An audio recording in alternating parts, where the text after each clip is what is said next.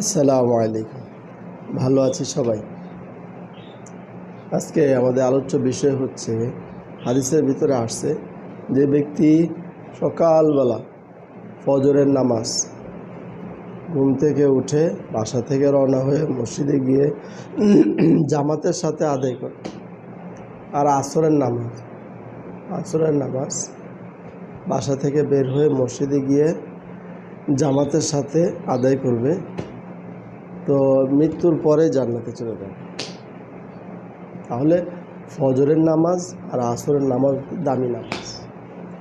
এই জন্য আমরা চেষ্টা করব, কাজ আছে, অফিস আছে, ব্যবসা আছে, বাজারে আছে, যেখানেই থাকি আমি, যখন ফজরের নামাজের সময় হয়ে যাবে তখন ঘুমান না, তাড়াতাড়ি ঘুম থেকে উঠে অজু করে মসজিদে গিয়ে নামাজ আদায় করার চেষ্টা করব। আর আসরের নামাজ অনেক দামি। অফিসে থাকি, ব্যবসায় থাকি, দোকানে থাকি, সব জায়গার মধ্যে অসুবিধা নেই। আজান হয়ে যাবে, ঘড়ি দেখব, তো মসজিদে গিয়ে নামাজটা পড়ে নেব।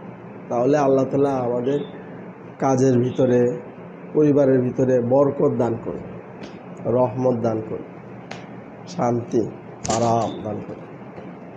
আর যদি আমরা নামাজকে যদি ভেঙে ফেলি, তাহলে আল্লাহ তাআলার রহমত উঠায় নেবে, বরকত ভেঙে দেবে, পেরেশানি আস্তে আস্তে বাড়তেই থাকে। আসসালামু আলাইকুম।